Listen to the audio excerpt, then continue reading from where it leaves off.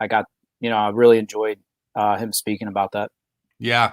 Yeah. Billy's always fun to have on. So, okay, everyone, welcome back to the show. This is After Hours. My guest is Dave McFadden. He's on that side. Literally, I'm pointing in the opposite direction right now. But Dave, we've talked about having you on for a little while. It's great to have you, man.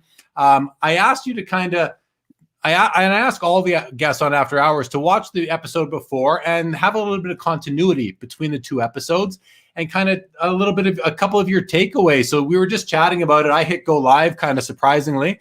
And so you were saying you expand on that a little bit. What were you just getting at? Yeah, some of with the high end sets that I do with the cup and stuff like that, bringing some of the things back like Titleist, Hardware Heroes.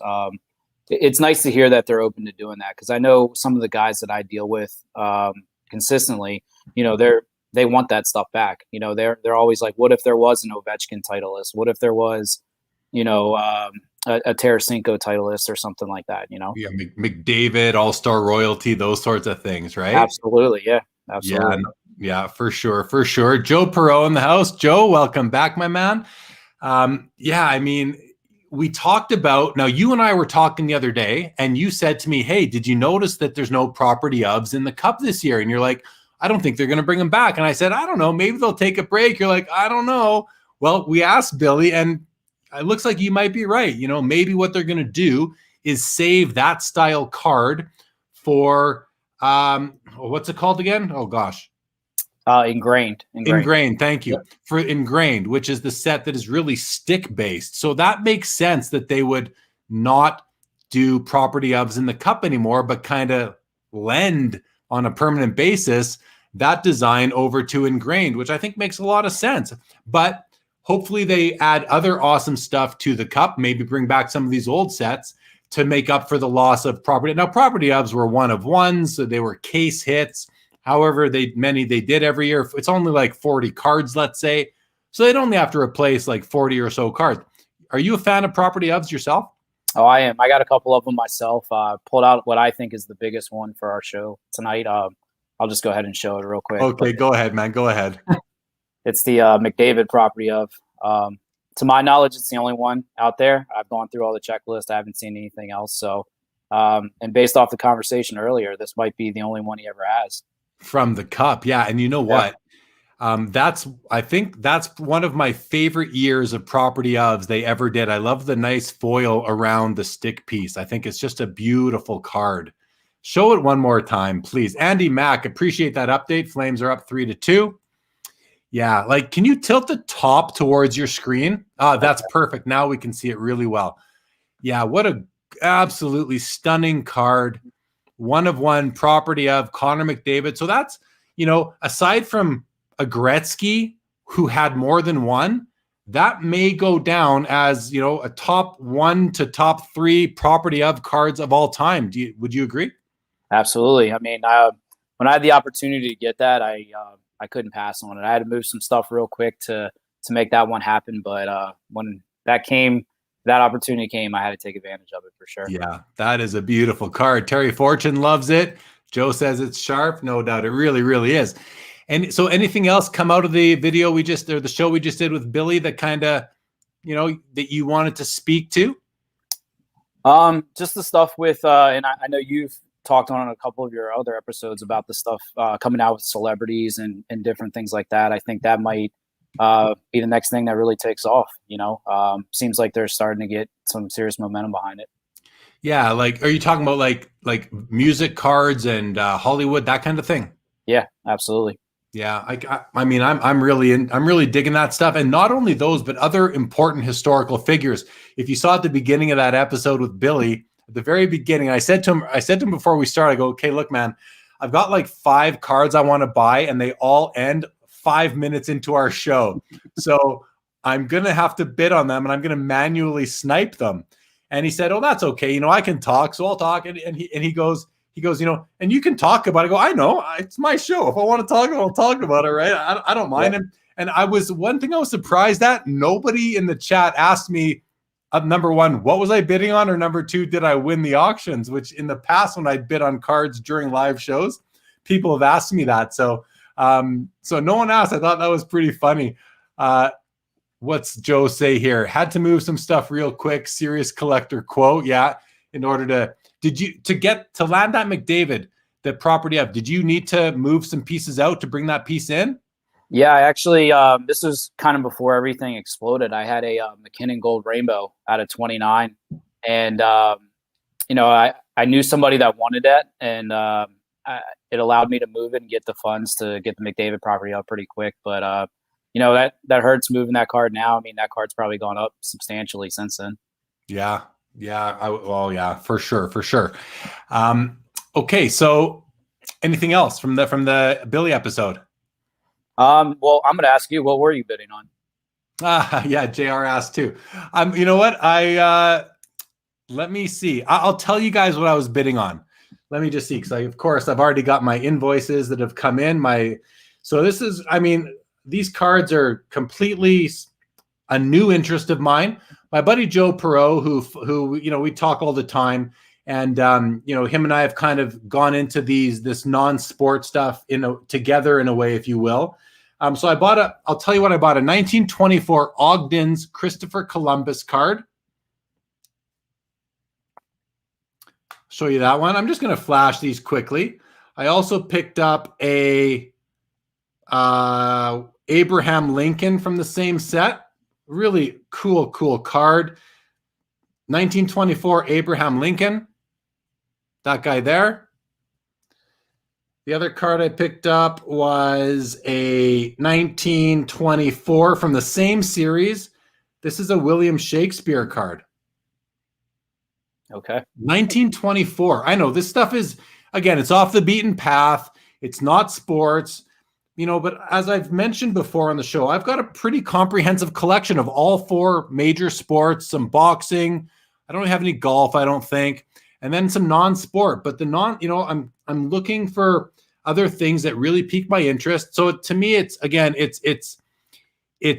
music, it's artists like musicians, it's Hollywood, it's like celebrities, and then important historical figures.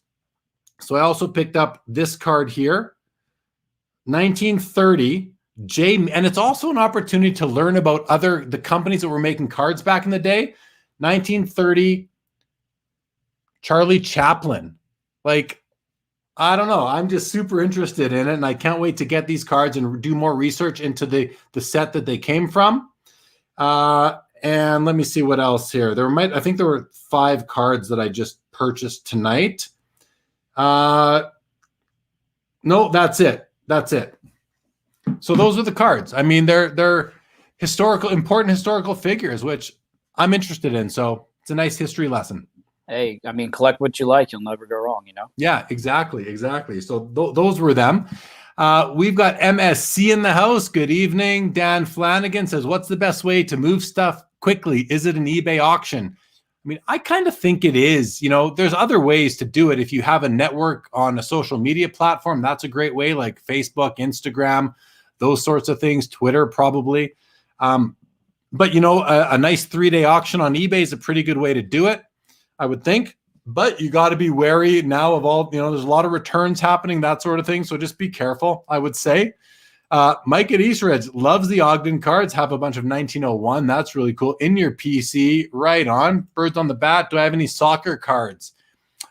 I have one soccer card. It's actually it's an Mbappe World Cup sticker gold I have. That's the only soccer piece that I have. MSC says N28s and N14s are pretty cool in my opinion. See, I don't know much about these designations yet, or this nomenclature. I need to learn about it more. But see, I'm kind of sometimes a guy who will see a card I like the looks of, buy it, and then do the research. You ever done something like that, Dave? Yeah, all the time. Like I said, I buy what I like, and I end up, I kind of do what Josh does from Cardboard Chronicles. Buy what you like and then consolidate and try to go after something bigger. Yeah. I guess if you're gonna, if that's the way you're gonna go about it, whereby you're gonna like consolidate sort of thing, you may as well at least buy what you like in the meantime. Yep. If not, buy what you think is going to be valuable that will allow you to consolidate, but you're going to be sitting on these cards. You may as well enjoy them while you have them, right? Yeah, absolutely. Yeah. And to go back to the question about to move stuff quick, I mean, building up a network is, to me, it's critical. I don't even know the last time I sold something on eBay. And a lot of it is just through text messages now, and if a big car gets listed, I can move a couple pieces within, it seems like, an hour or two.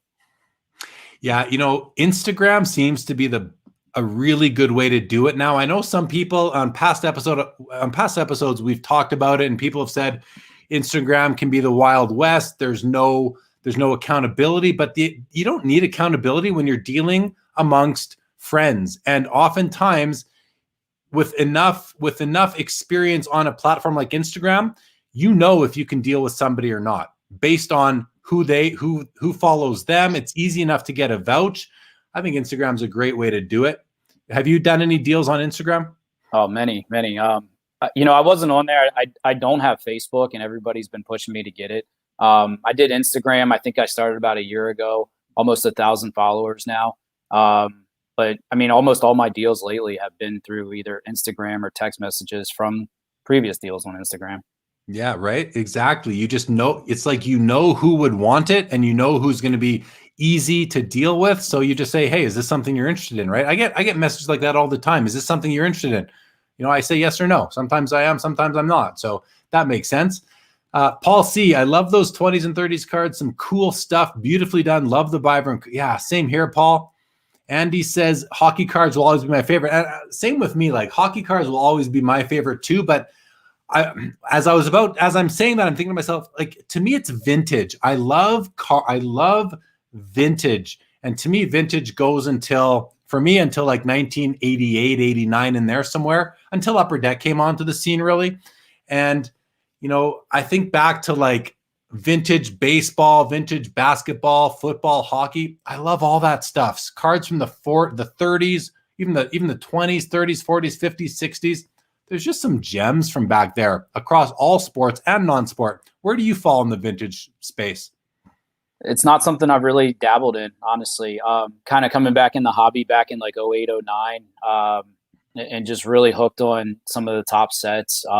I haven't really got into it too much. I mean, I've gotten some pieces through some trades and some other things, but especially with the way things have been going lately, I've been keeping my eye on a lot more vintage stuff, it seems like. Yeah, I know you're a modern guy. So you just mentioned you came back into the hobby in 08, 09. Let's talk about that. Let's talk about how we know each other, because I want the audience to have a feel for you and our relationship, and that you're not somebody I don't know. I've known you. I feel like I've known you for over 10 years now. Yep. Probably. I mean, so you've been active on the Hobby Insider website, the website that I've owned now for 9 years and been a member of since probably 2005 or something like that. I knew you sort of through there, but when would we have first met? And when and where would we have first met? Probably one of the nationals, or I went to the Toronto Sports Expo in like 11, 12, somewhere around there.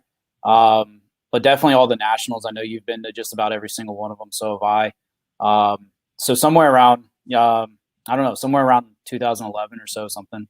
Yeah, that would make sense to me. I mean, I remember seeing you at the expo in Toronto, and it's quite vague right now, but I kind of feel like you came by my booth, introduced yourself. You're a member of Hobby Insider, and we probably talked. You were friends with another guy, another member of the hobby, Anthony Swiatek. Would he have been at that expo with you? He wasn't at that one with me, but him, and then also Lee from back in the day on Hobby Insider. I was a huge friend with him. Still am today, even though he really doesn't buy anything anymore. But him and I live right outside the DC area. We're both diehard Ovechkin fans, so we used to go to Caps games all the time together. Talk about Hobby Insider. Obviously, around that time too, you were pretty big on there as well. So now you own it. I was more active back then than I probably am now. But Lee, I mean, and I know for people watching, you don't know who we're talking about, but Lee was a collector who was a big into the Cup for a long time, and he sort of just disappeared from the hobby. Is he done with sports cards? Yeah, he is. He doesn't buy anything anymore. I think he still kind of watches the market a little bit, but definitely doesn't buy anymore. Kind of just basically retired in general, not just from cards, but from work as well, and kind of moved out towards the beach. And I don't know, I guess the desire went away. I don't know. to me, that's hard to do, but I Yeah, guess that's what happened. me too. I remember he was a big collector of James Van Riemsdyk back in the day, along with Ovechkin, right? I remember Yeah, he was hoarding his RPA out of 99. yeah, I think he got up to like 50 or 60 of them at one point, something like that. So that year too, when he was collecting JVR, him and I actually got to go to a Upper Deck Diamond Club dinner in DC. We got to have dinner with Ovechkin, and then from some cases that we were busting that night at this party, there were some JVR cards that got bought, and he bought them from everybody that opened them like instantly too. Yeah. Yeah, Terry Fortune says Russian Rocket. That's right. Yep. LG Lee equals Russian Rocket on HI. That's right. That's who he was. And he's just sort of disappeared from the hobby as far I haven't. I mean, his name has maybe come up twice in the last 10 years, it feels like. But Anthony, on the other hand, Anthony is still very active in the hobby, has an amazing collection. If you follow Anthony on Instagram, he's at, do you know his handle, Ovechkin the Grade 8 or something like that? Yep, that's it. Yep. Huge collector. Most people only know him for hockey and what he has on Instagram, but his collection's so much more than that. I talk to him, I don't know, 3 or 4 times a week. Really good friend of mine. Probably the reason I have a lot of the cards I do today because he pushed me to go after some of the bigger stuff. But yeah, his collection is. I honestly don't know anybody that has anything superior to it. Obviously Nat Turner. But I mean, he's got some stuff that's not even on there right now, and if he could showcase it all, I think people would be absolutely amazed. Yeah, I mean, he's had a top collection within the hobby for a long time now. You see his showcase at the National or the Expo. Every single card is a Grail. Like he's got showcases. Every card's a Grail, pretty much. And yeah, he's had an amazing collection for so long. The three of us, you, myself, and Anthony, it was the end of the Sunday at the National in 2019 in Chicago, which is the last National. The three of us went for dinner together and, spent the evening. It was a nice time. Nice. It's nice for me because I go to the National. I come from Canada and, I know lots of people there, but after the show ends, I go and I hang out with my brother down there and his crew. And they all flew out. They caught a plane right away. So I was kind of left on my own, but it was nice to hang out with you and Anthony. We went to I remember we went to a Mexican restaurant for dinner. We couldn't find a place to go for some reason. We went from restaurant to restaurant until something was open. It was very strange. And this was in the Chicago area, but we finally ended up at a Mexican restaurant, had a nice meal together. So that was really nice. Enjoyed that. Anthony's got an amazing vehicle too. I forget what it is, but it's some major Mercedes that was just a dream to be a passenger in. It felt like a lounge on wheels. Yeah, remember how the seats kind of moved towards you as you went around turns and stuff like that? Right, exactly. Yeah. Great collection he's got. So okay, let's see what else we got in the comments here. Sanderson, I also want a 1958 Steve McQueen wanted dead or alive card. I blame you. I'll take the blame, Sanderson. I've got an amazing Steve McQueen card. I love it myself. Colin says, got to get some golf stuff. Greatest game ever played. Andy Mack says, Josh Randall rules. Back at it like Craftmatic. Hey, you're rhyming tonight, just like Victory Investments on Instagram. Andy Mack says, hockey players have the coolest names. Yeah, some of them, it's like, yeah, if you can pronounce them for sure. And the Flames are up 4-2. That's nice to see. Thank you, Andy Mack. Thank you, Terry Fortune. As a Jets fan, Brassois scores. Oh, did they score on themselves? Wow. Roddy Booth in the house says, hey, Jeremy. Hello, Dave. How are you gentlemen doing tonight? Doing well. Thank you very much, Rod. Good to see you. Rod usually watches on Facebook. Nice to see you on YouTube tonight, Rod. At least we know it's you. And that's another guy I've done many deals with, like offline and through text messages and things like that. Yeah. Yep. Yeah. Rod's another guy with an amazing collection. Always one of the top booths at the Sports Card Expo in Toronto. He wants to know, did Lee have his collection sold by his parents? Interesting question. No, I know he still has it. I went with him, I don't know, maybe about 2 or 3 years ago. Kind of went through it all, took some pictures of some stuff, but he still has all of it for sure. Right on. Okay, here's a question from Joe, or a comment. He says, Dave makes an important point. In the last year, moving big cards to access even bigger cards has been hard because almost everything was going up. What does Dave see in the next 6 months? That's a great question. I mean, obviously we've all been observing the hobby go nuts in the last year and a half, but it's always nice to hear from a fresh face what you see going on and where you see it going. So Dave, what do you think? Yeah, I think with the high end stuff, I think that's going to continue to go up. I don't think we've peaked yet, especially with the big name players. Some of the stuff too that I watch and I've listened to, like Prison Basketball and things like that. Just my personal opinion, I think it could taper off a little bit. But the high end stuff, I think, is always I think it's gonna continue to go up for at least 6 more months. Did it make sense to you when, if you think back to like June, July, August, the hobbies just started to do this, even May, and it was all modern. And then all of a sudden in the fall, around October, really in November, and then seriously in December, the vintage started to really kind of, people started to realize, wait a second, we're paying all this money for modern players, current players, more so than we're paying for some vintage players. Did it make sense to you that vintage kind of caught up? Did you notice that as well? Yeah, I mean, it was just a matter of time, right? I mean, everything was kind of going up, and that was it was hanging back there for a little while. And I know you were talking about it on some of your shows, some of the Joe Sakic and Steve Yzerman cards that were still sitting out there, and I think all those now have gone up way above what you were talking about previously. Yeah, they really have. Even last night on my my auction watch episode, we saw Patrick Waugh PSA 10 O-Pee-Chees doing $7,000. That card was barely $2,000 early 2020. I think it's really it makes sense that card has gained so much ground relative to modern cards. But even you look at modern young guns, like Carey Price young guns, PSA 10s went from $350 to $1,350, that kind of thing.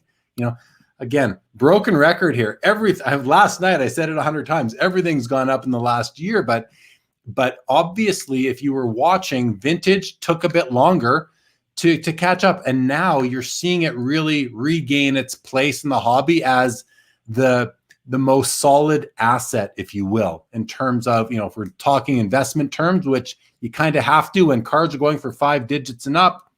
Like it or not, they're investments. They can be collectibles at the exact same time. They really can be. You can collect investments. Why not, right? You can. We talk so much about collector investor. I mean, Roddy Booth will tell you, just like you will tell us, just like Anthony will tell us, if you are collecting cards that cost significant money, they're investments at the exact same time. State of the market kind of stuff. Where do you sit on that, Dave? Yeah, I mean, I can't even tell you. I mean, I got some cards right here on the table that I'll showcase as the show goes on. But I mean, some of these cards that I got into 2-3 years ago, it's just absolutely amazing what some of them are going for now. Obviously I keep an eye on all of them, but I'm happy, but I'm also, the price has gone up so much. It's like, you question yourself of when is the right time to sell or not, It's like, if you try to time the market, I'm not going to say it that way. I'm going to say, I do not believe I can time the market. So for me, if I'm going to sell a card, it has to be because I need to, like, I'm talking about a PC card and a significant one. I mean, I plan to really almost never sell 99% of my personal collection. Well, I'll have to go back on that and explain what I do plan to do. But it's like, I'm not going to try to time the market because the market goes in cycles, and cycles do not work in consistent patterns. They do not. Let me rephrase that. The hobby goes in cycles, and cycles are not predictable. You know that one's coming, but you don't know when it's going to come.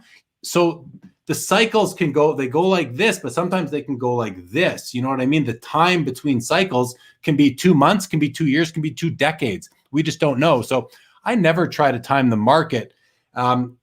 It's easier, I would say, on modern cards because those players are still playing. So you can see what they're doing day to day. But the overall cycle that kind of rules the whole hobby, I never really try to time it. Do you ever think you can time the market or try? And I'm curious from people in the chat, like, I want to say hello to Dave Kaplan, my man in BC, in Vancouver, who, Dave and I chat on Facebook all the time. And recently he said to me, the Gretzkys have come down a little bit. He used the term bellwether the other day. Is it and I don't really know what that means, but I think I have an idea.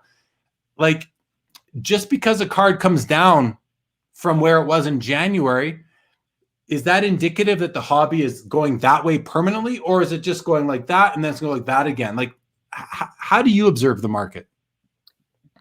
It's a roller coaster ride right now, really, and it almost depends on the card, the player, what's hot at that time.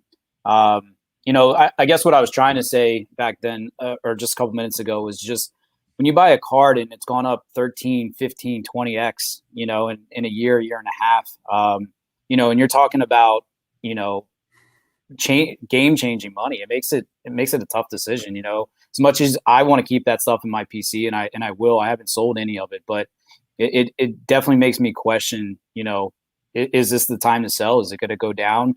Is it always going to stay this high? So, and we hear a lot in the hobby about FOMO, fear of missing out. So there's two kinds of FOMO. Dr. James Beckett makes it very clear in one of his podcasts where he says, you've got the fear of missing out where you could have bought something.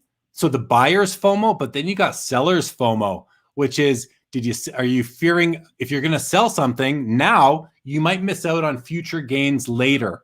And to me, that's the more significant version of FOMO, because, and I had this conversation recently with somebody, seller's FOMO, it's like, okay, it's like, what would you rather have happen? Would you rather not buy something that you could have bought for $100 that could go to 1,000, that goes to 1,000, or would you rather sell something for 100 that then goes to 1,000?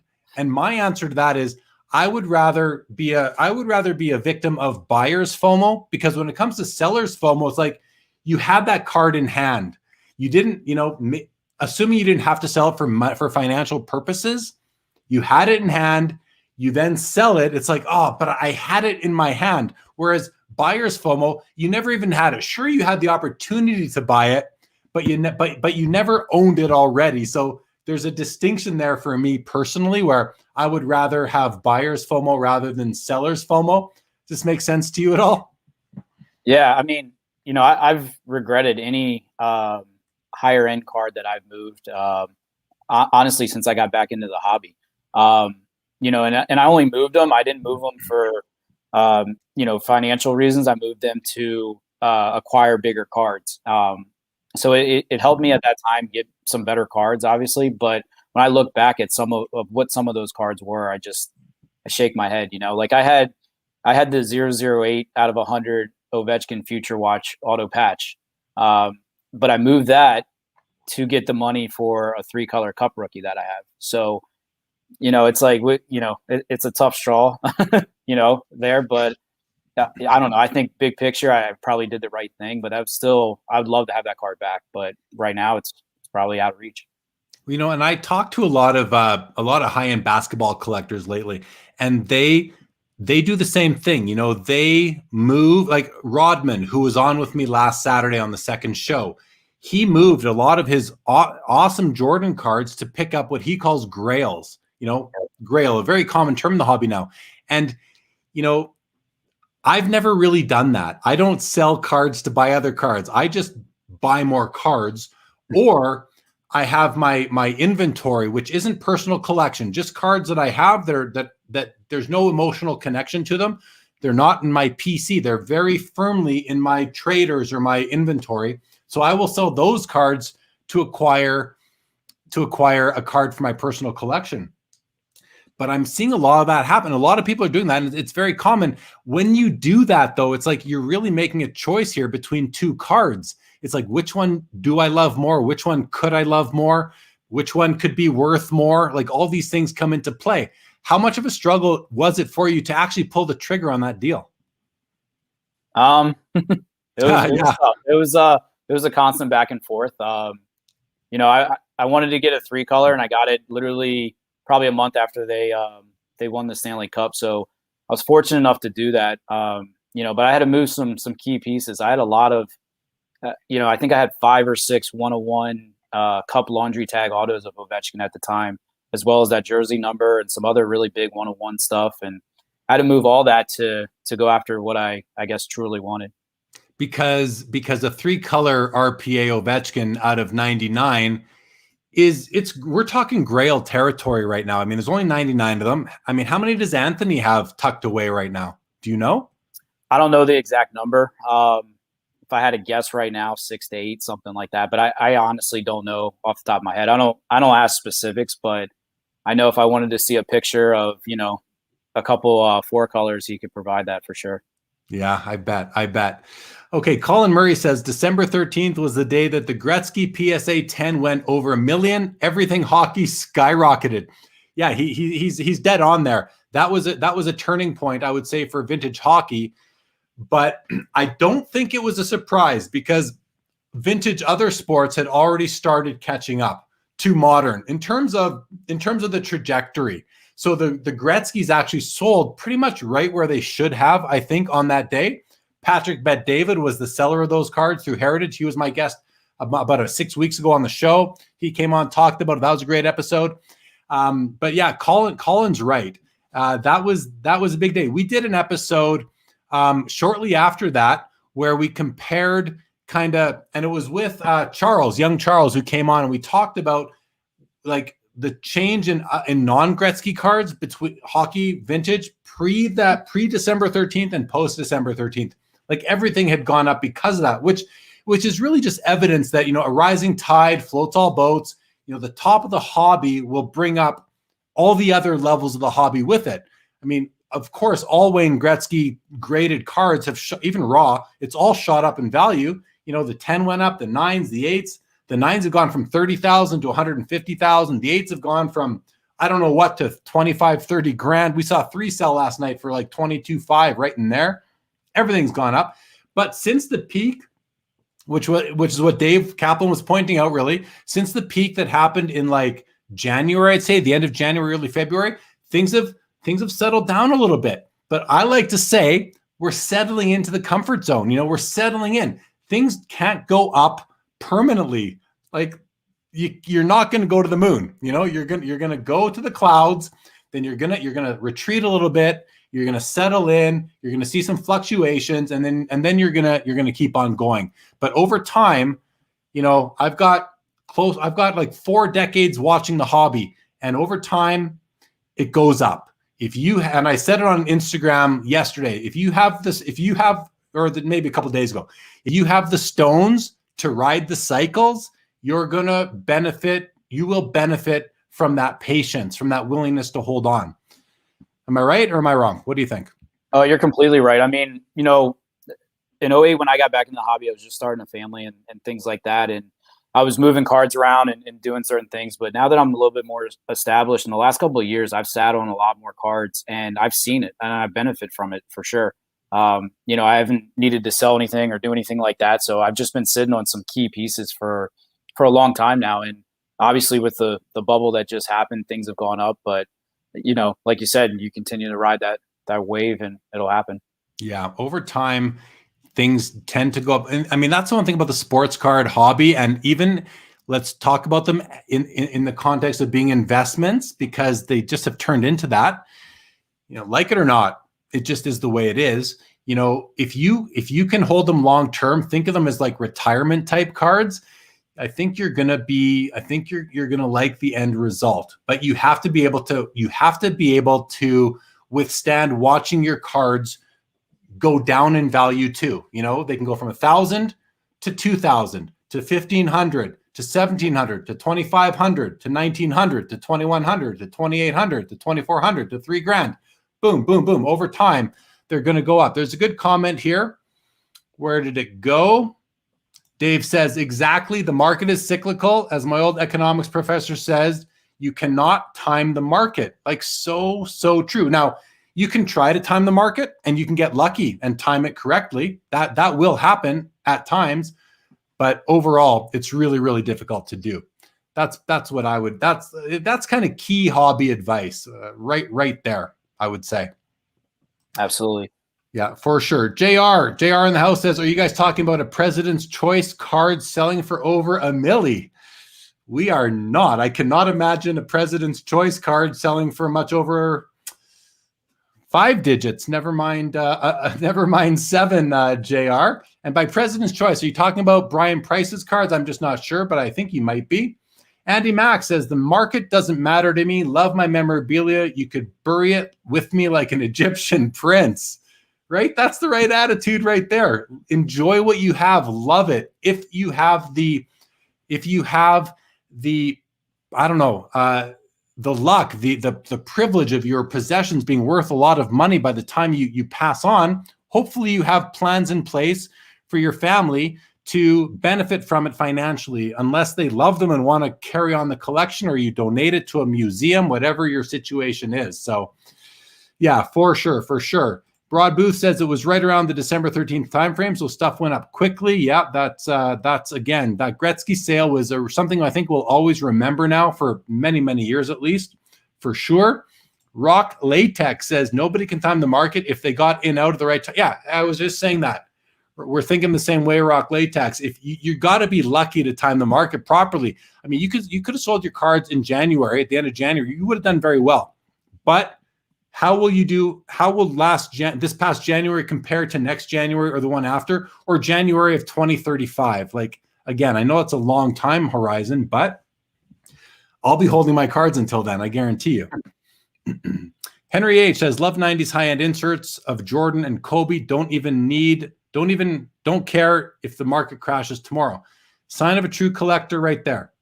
But I find it hard. I mean, I really find it depends how much you have invested in these cards. If you've got 10 cards, you put 10 grand into each, you got 100 grand sitting in these cards, and they fell to zero tomorrow, Henry, are you really not going to care? And I asked that question. I'm legitimately asking that question. Like, would you seriously not care? I mean, unless you got $1 billion in the bank, I think you're going to care a little bit. I don't know. Joe Perrault says, I don't know hockey, but I'm going to go out on a limb and say Dave did the right thing. Yeah, when you're trading for a Grail, basically Joe and what Dave basically did is traded away like a limited logos LeBron for an RPA LeBron, that kind of thing. I know that wasn't the right deal, Dave, but that's it's analogous to kind of what you did with hockey. A lot of guys watching know more basketball than they know hockey. So absolutely, yeah. I mean, that's essentially what I did there. And guys, we are going to get to Dave's. He's got some amazing cards to show. We will do some show and tell here in a little bit. Let's go through some more comments. Kaplan says, it's nice to get out of the top, but if you're making good money on your sales, you can't complain when you're making 8x instead of 10x. Right. Let's keep things in perspective too. Right there. A very important comment. Very important comment. I've seen a lot of people say lately that there's nothing wrong with taking profit at any time. So, especially if you need the money for important purposes, or you want to sell some cards to buy a new vehicle, or you want to sell some cards to take your family on vacation, you want to sell your cards to buy a vacation home. I mean, there's, people can do that with some of the cards they're sitting on right now for sure. Here's a good story. Terry Fortune says, I traded my 4-color Ovechkin to Anthony. Some days I regret it, but love having the only 2 or property ofs. Yeah, I mean, and Terry, knowing you love your Bobby Orr, your Wayne Gretzky, right? So you're probably loving it, but from a financial perspective, that might not have worked out, but you're a collector, so you're probably okay. Dave, what do you know about this? So real quick, did you see the 4-color that was on eBay this past week? It ended early before the auction ended, but yeah, the bidding got up to I think 65,000 before it ended. So that's a big card there for sure. But I mean, those property ofs are huge as well. I think obviously they're not going to make any more, and anything Bobby Orr is huge. Yeah, no, I mean, especially property ofs, which I think are going to get more love as time goes on. And you're sitting on your McDavid. Show it again. We've had a lot of new people join the broadcast. So guys, check out Dave's. It's the only Connor McDavid property of 1 of 1. It's a lot of people will say, but wait, there's no autograph. And I'll say an autograph would just mess up the card. My personal opinion. Property ofs are really important cards. They come out of the cup. They're 1 of 1s. And that's from a game used stick. the nameplate from the game you stick. So they're just awesome cards. Thanks for showing that again. Greg Novus, if you're already gone, great to have you. Thanks for joining. Delon says, I sold a Charizard Shining Fates today. I didn't want to sell it, but needed money to purchase a PSA membership and to add to my capital on dibs. Do you think those are good reasons to sell that card? I don't know what a Charizard Shining Fates is worth. I mean, if it's $100 card, then yeah, who cares? Why not? If it's $1,000 card, I don't know if I would have made that move. Do you know what a Shining Fates Charizard is worth? I'm completely lost there. Yeah, I don't know either. But you know what? If you're happy with your move, I think that's all that really matters. Andy Mack lets us know that if Flames win, big game if they're to have a chance. Yeah, I don't know. The Flames aren't looking too good. Colin Murray has a comment about Wayne Gretzky rookies. He knows they will start going down over the next, I believe. So he says they will, but then I believe over the next 5 months because the number of Gretzky rookies sitting at PSA, when they hit the market, the flood will start. I mean, there's already so many out there, right? You know, we've talked about this before. If there's 100,000 Gretzky rookies, great. Well, I don't know what the numbers, but let's just use some numbers for if there's 25,000 Gretzky rookies graded right now, how many more are at PSA? That's the question. Is it 2,500? If so, it's only a 10% increase. I don't think that makes a difference. But if it's another 25,000, that would likely make a difference. But is there enough new people in the hobby that will eat those up? Right? You got to look at supply and demand when you're making these sort of assessments, and it's just tough to say. But time will tell. Any comments on that, Dave? Yeah, I don't know. I don't think. I mean, I like your comment about how many could potentially be there, right? I mean, that seems like a big number to me, considering that doesn't really get opened anymore, and a lot of them I feel have been graded. You know. Yeah, I mean, there's still plenty of raw ones out there, but you know, the question is how many are at PSA, and the other question is how quickly will they make their way into the hobby? If they all come out at once, which they won't, that can't be good. But if they trickle out, that's going to be a lot better. PSA is you know, they got a backlog of millions of cards. I've seen people say from 5 million to 25 million. It's a lot of cards. What percentage of those are Prism basketball cards? Like right. A significant percent are basketball Prism. So I'm more concerned about those cards than I am about Gretzky rookies, you know, but again, the question comes down to how many of them are there. So we'll find out one day. Dave says the fear now is that PSA turnaround times will hurt you, whereas before they were benefiting everybody. And what he means by that is they benefit you because you'd send your card into PSA. They held it, meaning you couldn't sell it. And then they go up in value. They forced you. It was like a forced savings account in a way, a very high interest rate savings account as right. Well. Daniel Flanagan says, I think the hobby growing, the demand for Gretzky will grow faster than anything at PSA. See, I think that's where we're at too. But again, if the graded population doubles, we need demand to double as well. But hey, the fact is demand might have quadrupled in the last year. I don't know. The person who knows the best, maybe like a Ken Golden or an eBay or like ComC, the people that really have email lists might know how much the hobby has grown. What's your take? What's your feel on this, Dave? Like how much growth has there been in the last year? And again, you're speculating, so you don't have to feel like you got to give the correct answer. I mean, we all know it's through the roof. It's you know, it's awesome. Personally, I think. I mean, it's exciting to be a part of it. I love listening to all the different podcasts and hearing about different sports, even though I'm mostly just a hockey guy. But just the growth across the board. You know, somebody was talking the other day about race car driver cards that are coming out or something, and how they've even gone up substantially. Yeah, right. I mean, all genres are catching heat right now for sure.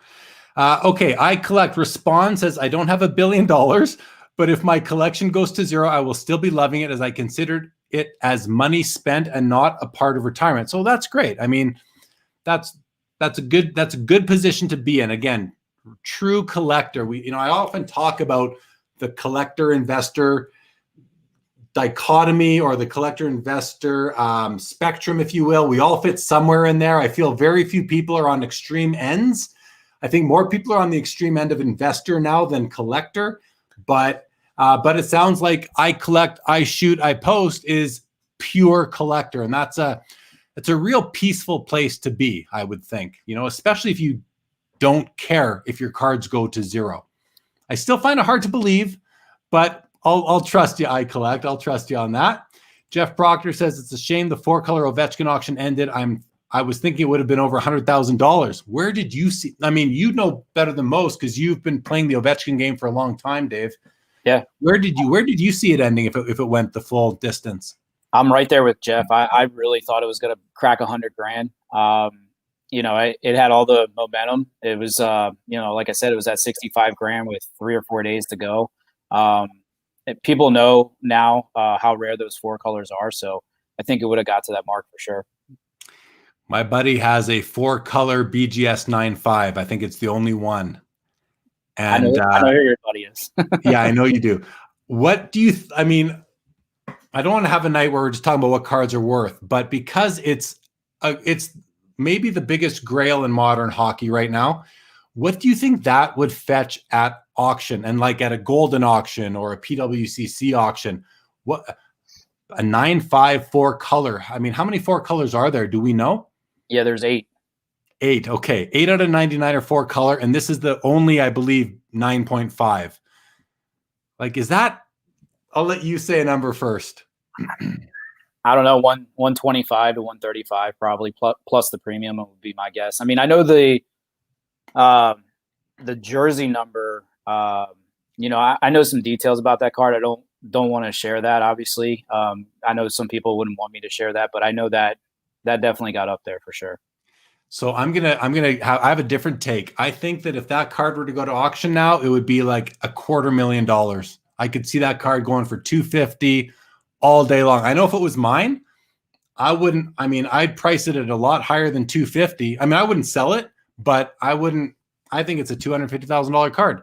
So let me ask you this. What happens when Ovechkin breaks Gretzky's goal record, or if he does? I mean, a couple of things on that. First thing, I don't think he will. I just don't think he's got the time to do it. But if he did, I also think that him breaking Gretzky's goal record, just the fact that people are talking about it and it's like in his vision, it's in sight. I think a lot of that is baked in already. So when I say it would sell for $250, I think that's because I say that because I think a lot of people feel that he will get there. I don't know that it matters if he gets there or not. I mean, it would certainly be helpful for his card. So it does matter. Let me take that back. It does matter. But I think the speculation that he could do it, there's so much value in speculation right now that it's already built into a degree. If it gets there, it kind of just solidifies things. Make sense? Yeah, it's really going to come down to how long he's going to play, right? I mean, I think he's going to finish second no matter what. I think, what does he need? He needs probably 80 just to get to Gordie Howe. And then from what I'm hearing, just being local around here, he's probably going to sign a 4 or 5 year deal and finish his career here. So, if he does 5 years and if he's able to keep up 30, you know what I mean? I mean, he'll definitely beat Gordie Howe at that point, but then he's starting to get in that conversation where he's, 30 or 40 goals away from Gretzky. And does he continue to play to try to do that, Yeah, I wonder, man. There's a lot of ifs there. He's got to stay healthy.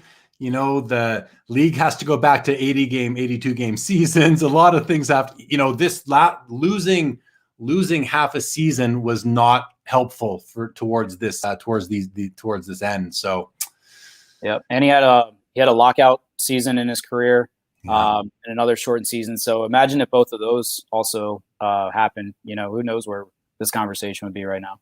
For sure. Okay, let's go to Raj Dillon. He says, do you think the Dallas card show trends lead the market, then eBay follows, causing the decline in NBA cards? The Chicago National will set the market again. I do not think the Dallas card show sets the market, leads the market, trends the market at all. I think it's don't get me wrong. I would love to be able to go to the Dallas card show. It looks like so much fun. And I truly think the Dallas card show is becoming a major stop on the card show tour. But overall, it's a blip. It's a blip on the radar, what happened there. It's just that it's the only thing going, and a lot of very popular content creators created a lot of excellent content from it. But I don't think it's a blip at best, in my opinion. Dave, what do you think? No, I agree. I think eBay still kind of dictates the market to, that's what everybody's going off of. Even at any card show, they're pulling it up on their phone to, see what the last one sold for. And the other thing is that everything that I would say 98% of the transactions that happened at the Dallas Card Show are private, not public. They don't set official comps. They're not in the public domain unless they were put there, which some were, but most weren't. Okay. Terry says that there won't be many. This is about Gretzky rookies. There won't be many 8s, 9s, or 10s coming back from PSA. I agree. I'm hearing that PSA has gotten tougher on their grading, which, true or not, it is what it is.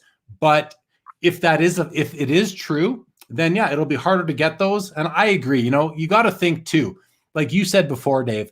Not a lot of people are opening 1979 hockey right now, and a lot of the cards that were potential were good candidates for grading have been graded already. I recognize there's a ton of raw ones left, but when people select cards to grade, they probably go with the best ones first. So that would lean me more towards the fact to what Terry is saying, that there won't be many 8s, 9s, or 10s coming back from PSA, but there will be some. There has to be. I think, again, it comes down to a numbers game. Lucky K says the PSA president stated in a letter a few days ago they're now getting 500,000 cards per week for grading. Yeah, I got that email. That's a crazy number.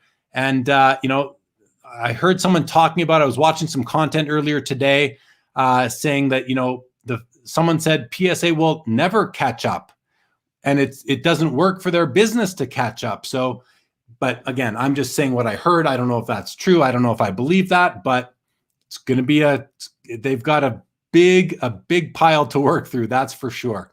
Absolutely.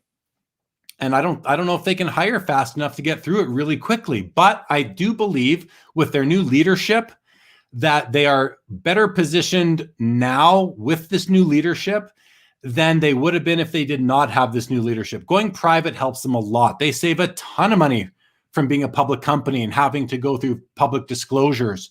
The legal fees, the professional fees they are saving can now be spent on whatever they want, whether it's process technology, whether it's more staff, whether it's more square footage, all of the above. They're in a way better position now than they were before. That's for sure. Joe Perrault wants to know if Dave has a few or more Gretzky rookies. Do you have any? I don't. No. I had one time and moved it for a bigger card, and I haven't got one since. They've come across in some deals for sure, but I'm sure I'll get one back, and I'll probably hang on to it. What was the grade of the one that you did have? 5. A 5. Yep. Nice. Very nice. Jeff Smith lets us know that the current Gretzky PSA population is 6,252. And I assume you're talking, Jeff, about O-Pee-Chees only, and that's across all grades. That number looks small to me. I guarantee you there's more than 6,200 people in the province of Ontario, probably in the city of Toronto, that want that card. I think the demand is there. I really do. Colin says it's the PSA 2s to 5s that worries me for the seller dealer. I agree with that, Colin, because that's what a lot of these ones being sent in will be. I picked up a few locally in the last year, and I just sent them to PSA, and they're going to fall in that PSA authentic to the PSA 4 range.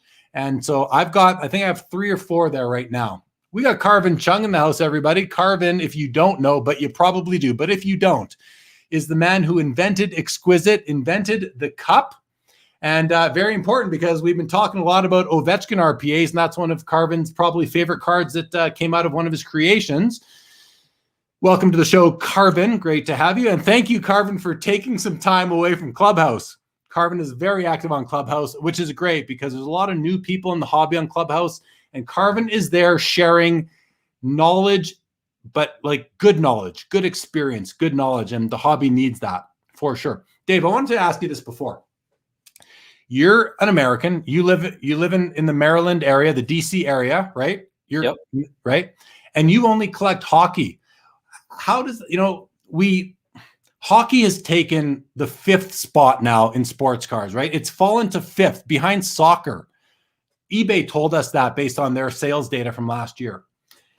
And I'm wondering, like, is golf going to beat hockey? Is boxing going to beat hockey? Like, Pokemon obviously beats everything, I think. But here you are, a guy, a sports card collector living in the States, and you only really collect hockey. Like, tell us a bit about that. Like, why? And do you feel like you're in the minority there? And why does hockey sort of get such a bad rap, if you will? I hear content creators talking about it all the time, and not about that, but what they'll say is oh yeah, come on to the show. There's baseball, there's football, there's basketball. They kind of forget about hockey altogether. What are you seeing in the States? I mean, so the reason I collected, I grew up playing hockey my entire life. From the time I was about 4 or 5 years old, played very competitively all throughout high school, went to a prep school for it. So that's where my passion is for it. And those were the cards I had when I was younger. I'll be honest, here in the level of hockey cards that I try to go after, there's nobody in this area doing that right now.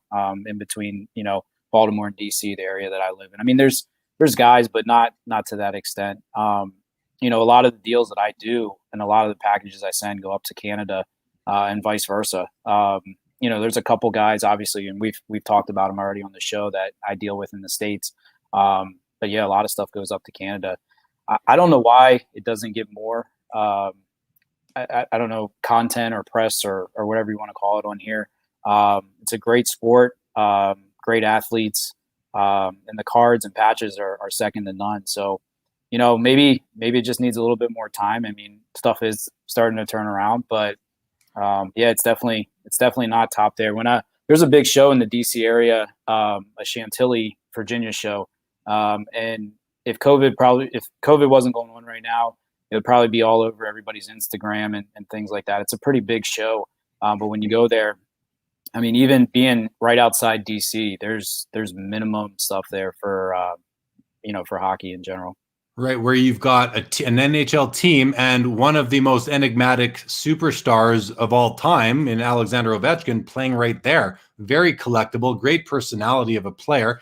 You mentioned great athletes. Hockey is very exciting to watch. You do get some boring parts of the game, but not as many as you have in baseball, for sure. And football has very few exciting moments within a 60-minute game. Hockey, next to basketball, is the most exciting sport to watch, I would say. A lot of people do say, though, that it's very expensive to play, so not a lot of kids grow up playing it. And I think there's merit to that argument as to why it's not as popular. But and also it's a climate thing. It's not a warm climate sort of sport. Although there's teams all across the southern U.S. now, so maybe it is a matter of time. Maybe we need a really popular, a really charismatic American-born superstar to play in a major American market. So that makes me think of Austin Matthews, who's playing in probably the top hockey market in the world, being Toronto, but not playing in the U.S. If he were to play for Chicago, the New York Rangers, one of those teams, I think maybe we'd see more. But then you've got Patrick Kane, who's one of the best players in the league, going on 15 years. Plays in a major market, an original 6 team in Chicago, and you don't hear much about Patrick Kane. Yeah, that's the question mark, right? Why doesn't that happen? Like you said, original 6 team, 3 Stanley Cups, one of the top players every single year. But recently his cards have gotten some love, but for the last couple of years, nothing crazy. Yeah, you're right. And I've heard people talking now, a lot of people saying that, they think that hockey is ripe for an explosion in terms of more modern cards. I think we've seen the vintage has done something. It's still not up there with baseball, of course, and probably never will be, and that's okay. But I do hear rumblings now that people are thinking that hockey cards are kind of the next thing to really gain some ground and blow up. And I'd love to see it happen. I feel like it's already happening, and it maybe happened already, but I can see it happening some more. because it is such a fun sport to watch. Like you said, the players are the nicest. Carvin will tell you, hockey players are the best players to deal with of any sport. They're the nicest. They look out for the fans more than more than the athletes in any other sport do. So that all lends hope, I think. And you never know. Maybe it'll blow up, and maybe people will take more of a liking, and it'll stop being considered like the redheaded stepchild, where people talking about sports cards will include hockey when they're talking about baseball, basketball, and football. Yep. No offense, I know no offense to all the redheads out there. I do know some big basketball guys that have recently bought some huge hockey cards. So maybe it'll start getting on the mark here. Yeah. And I hope they're buying them, because they either like the sport, want to like the sport, want to start watching it and enjoying it. Like once you start watching it, but you have to understand the game. It's not that hard. It's a little black puck. They shoot it with their puck. It has to go in the net. That's it. That's a sport. There's offsides. There's the blue lines, the red line. There's some rules there, but the basic concept is pretty simple. Just like basketball, throw the ball in the hoop, right? Yep. Except goaltending is legal in hockey. It's a position, actually. I don't know any different. Like I said, I grew up playing from the time I was 5-6 years old. So to me, it's the number one sport out there. All right, let's get to some more comments. We've got a bunch here. JOM619 says, Ovechkin being Russian is an interesting effect on his cards. Yeah, that's always been something that's held back foreign players, and I mean even American players, from gaining popularity in the hobby. But I see that changing. Ovechkin is a catalyst for that because he is so charismatic. If you saw him celebrate winning the Stanley Cup, it's one of the most, happy things you've ever seen. The guy was so passionate. How can you not love this guy? Terry Fortune says, most people that can't afford the higher graded cards will always be looking to pick up those lower grades. Excellent point, which I agree with. And that's a reason why the lower grades will have value, I believe. Willie T says, do you think, and this, we'll let you take this one, Dave, do you think second and third year Ovechkin Cup autographs are good investments? I think so. It's getting almost impossible now to find the rookie year stuff. So that's where people are going to have to go. It's to me, it's a no-brainer. And you can see it too. Stuff's starting to move for sure. Great. Thank you for that. Colin says Ovechkin will play until he beats Gretzky's goal-scoring record. I hope you're right, Colin. I hope you're right. And, again, you say that with authority. And I think you say that with authority because you think that's the kind of guy Ovechkin is. And, what do you think, Dave? Do you think do you think that he will play until he beats that record? I think he has the drive to do it. Definitely the personality. It's like you said, though, there's a lot of factors in there. The league has to stay consistent. He has to stay healthy. And then it's just time too. I think he's 36 years old right now. So, if anything big were to happen like that, like a hold in the league or an injury or anything like that, I don't know. His outlook, I don't know if he's going to want to continue to play. Mathematically, it might not get there, but I guess time will tell. He's, we'll see. I'm rooting for him for sure. Yeah, so I am too. I think Wayne's probably rooting for him too. I like what you used the word. He has the drive to do it. I think that's what Colin's getting at, and I'm sure he does. I think he does. It'd be very cool to see. Jeff Proctor says that it's baked in with the hockey crowd. We're talking about him beating that record. It's all the others out there that will take notice. That's a really good point because if he beats Gretzky's record, that's going to get national headlines and not just when he does it, the lead up. 10 goals, everybody, 9, 8, 7. That is going to cause a lot of every sports network, I don't know, maybe not globally, but wherever there's hockey, this is going to be talked about. Yeah, this might, now that I'm thinking more about it, this might be the best thing for sports for hockey cards as well within the greater hobby, right? Yeah, absolutely. Maybe that's like you said, maybe that's what will get hockey cards on the mark here with chasing down something like that, something a record nobody ever thought would be broken. Yeah, that would be that. That will shake things up for sure. Dawadine says Kevin Durant is such a good buy. I feel this Nets team could win multiple rings. Very fair, Dawadine. Thank you very much. Terry Fortune wants to know, to call you hoarding Ovi rookies? Carvin bought a few Ovechkins. Carvin recently picked up his Grail, or as he calls his legacy card, being a Sidney Crosby. RPA Cup rookie out of 99 that I believe he got from a common friend of ours. Sanderson to Orr says, I was halfway typing that Gretzky had lockout and shortened season plus lost games to injury to back one season. Dave beat me to it. Yeah, Gretzky lost. And look at Jaromir Jagr. I mean, he would maybe be challenging some of Gretzky's records if he didn't go play in Europe for like a 4-year period or whatever it was before he came back to the NHL. For sure. Raj Dillon says, yeah, forgot about the private sales at Dallas. Yeah, that would be a lot of them for sure. No, Sanderson, Gretzky's 99 lockout tour goals do not count. They have to be actual NHL games. Raj says, what's your take on 2021 Upper Deck Series 2 set? Only Kaprizov and Stützle seem to be good pulls.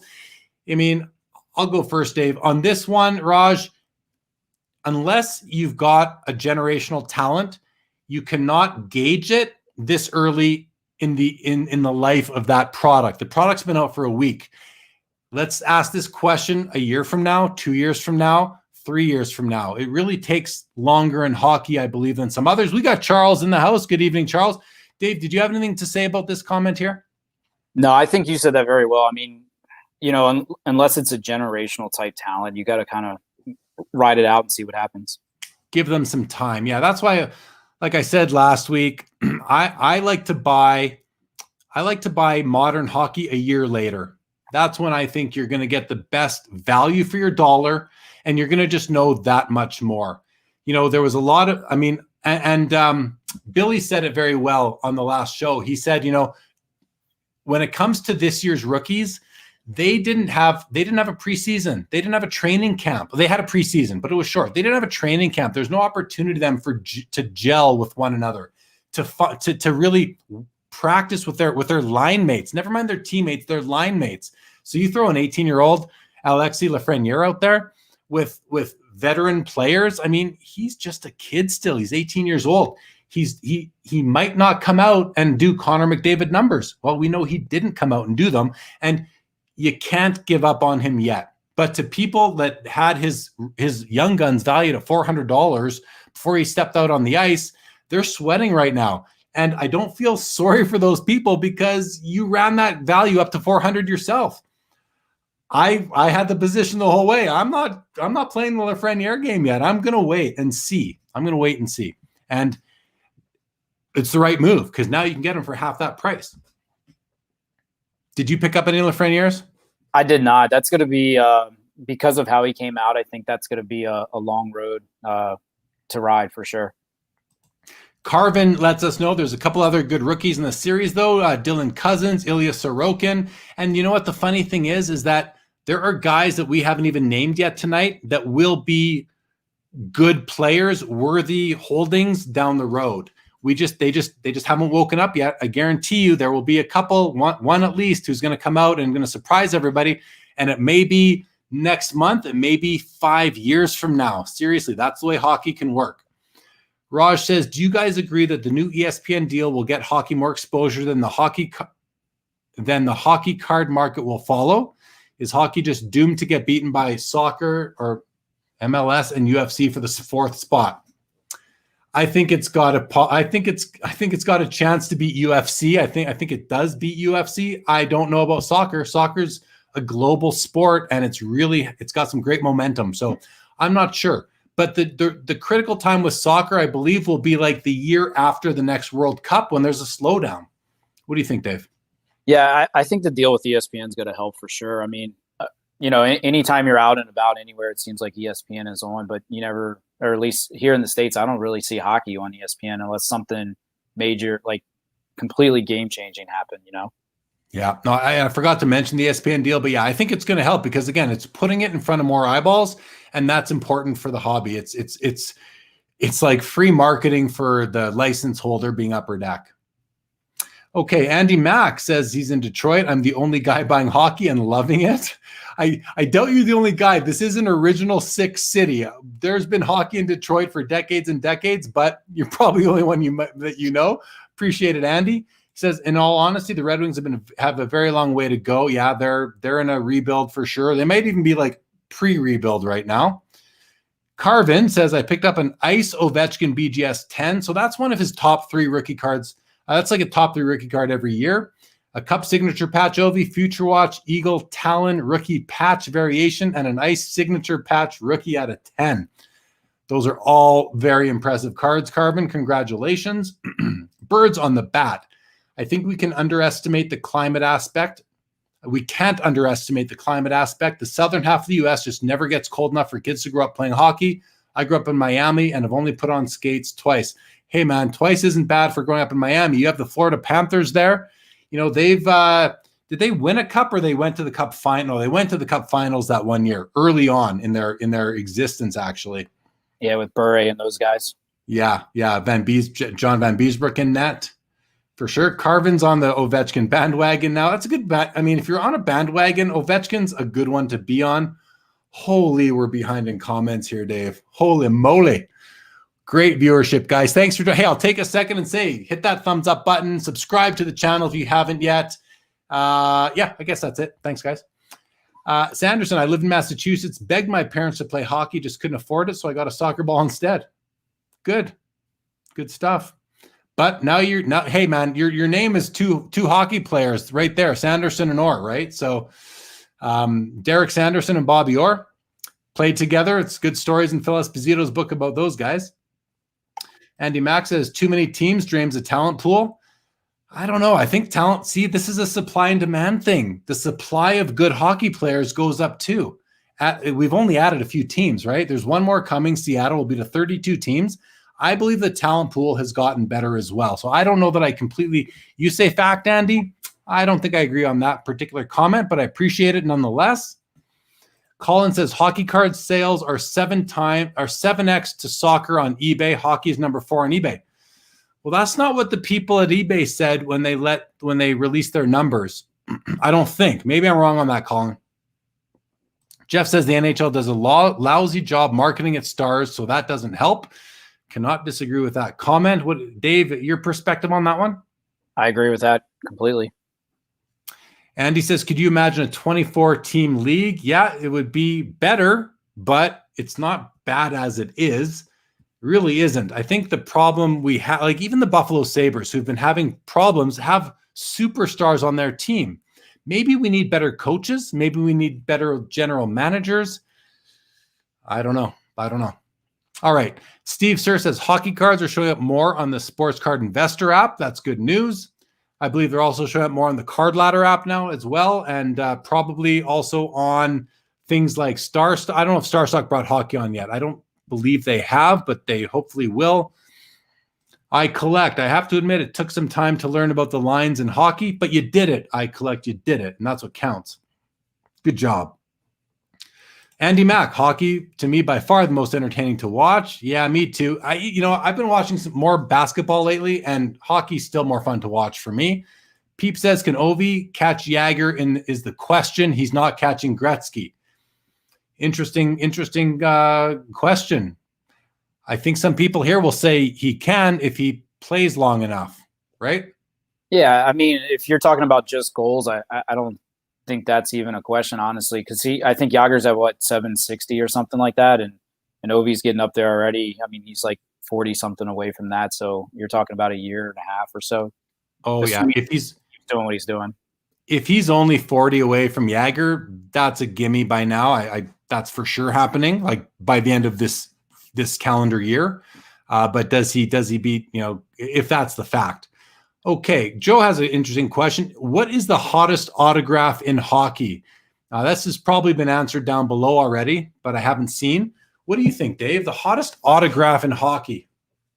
McDavid right now, for sure. Yeah, you're probably right. McDavid followed by Gretzky, even though there's a lot of Gretzky autographs on the market, but it's definitely McDavid, right? It's got to be. Oh, yeah. Yeah, hands down. Yep. All right, Roddy Booth pipes up and says, Ovechkin will beat Howe. Not sure about Gretzky. Even if he does, he'll be 1,500 assists behind. Yeah, overall points for sure. He's not catching Wayne. Nobody ever is, ever. But goals are what we're talking about here, for sure. All right, Raj, the dealer at my local card store that McDavid rookies were really cheap, dropping in price when he got injured in 2016. Did you guys take advantage and load up on McDavid Young Guns at that time? I didn't take advantage and load up. I should have. I did buy some on ComC, a bunch of BGS 9.5s for like $175 each. I think about 4 of them. Sold them all for $500-600 probably. But no, didn't load up and hold. How about you, Dave? No, I didn't do anything at that time either. All right. Sorry? I said I should have. Right, of course. Hey, there's so much. So hindsight is like blinding you right now. It's blinding everybody in the hobby. It's like you want to turn off hindsight altogether. Yep. Colin says Ovi hasn't missed many games. He has the cup. Money is huge for Russian hockey in the NHL. Yeah, agree with that. Thoughts on the baseball market? Ohtani having a good year. I can only comment on vintage baseball. I think it's super strong and I love it. Dave, any comments on baseball? No, other than what I've heard, I know it's been creeping up there a lot here in the last, especially 2 weeks or so from some of the other, blogs and stuff that I watch. But I just don't know enough about it. Yeah, same here. I mean, I hear it's all about Acuna, Tatis. There's one more I'm forgetting there. A lot of talk about the Blue Jays, Guerrero, and what's the other guy's name there? I can't remember. Yeah. There's somebody for the Padres too. What's his name? You already mentioned. Yeah, there's 2 guys in Toronto, and I'm sure everyone's laughing at us on a sports card show that can't name the other guy in Toronto, especially since I'm in Canada. But that's okay. I don't follow baseball nearly as closely as I follow hockey or basketball. Carvin says to buy UD1 and UD2 wax and keep it sealed. I mean, I'm not gonna question much of what Carvin says. I trust his instinct. Steve says I busted 14 boxes, and your last comment makes me want to head to my LCS to buy more and keep it sealed. Now, I will tell you that I am doing that a lot more. I'm buying some wax and just keeping it. And, stuff from 05, 06, 15, 16, 08, 09. I've been getting a little bit of stuff here and there. All right. Yeah. I mean, there's a lot more people buying more wax. And I wonder if that's going to cause there to be a gluttony of wax being sold down the road. If everyone's saving it, but a lot of people look at it as sort of an index fund, buying a rookie class versus picking one rookie to buy, which is diversification, if you will. But you have the wax. Is that going to be, are people, I don't know. I got to think that one through, but it's probably a great thing to do. I mean, it makes some sense. We look back at wax now from the 90s and even, of course, vintage, very, very expensive. But if everyone's holding it, then does that change the dynamics of it as an investment? That's the question. And I do not know the answer. Not yet anyway. Rod says that Ovechkin said he wants to finish his career in Russia. Maybe that means once he beats the goals record. You never know. Steve Sir wants to shout out Grand Slam Sports in Detroit. We got 90s Hockey Collector with us. Good evening. Peep says, Dave, what's the last slab you bought? Well, I didn't buy it. It was a trade, but it was that'll count. Sidney Crosby 05, 06 limited logos. Oof. You want to show it? Yeah, it was. Let's show it. Let me see if I can get it to focus right. Yeah, tilt it a bit one way or the other. There you go. Hold it right there. See, that's first year Cup 0506, numbered out of 50. 3-color BGS 9. Those two triangles coming out of the top right, that's the Penguin's beak. That's an amazing card. That's a beast. That's a grail. That's like a LeBron James limited logos from 0304 exquisite. But the hockey version. Yeah, Hey? Sorry, none graded higher. It's a pop 2 at a BGS 9. And it's a 3-color. I don't know, obviously, what the patch looks like on the other one. I haven't seen it yet, but so it's the highest graded limited logos for his rookie year.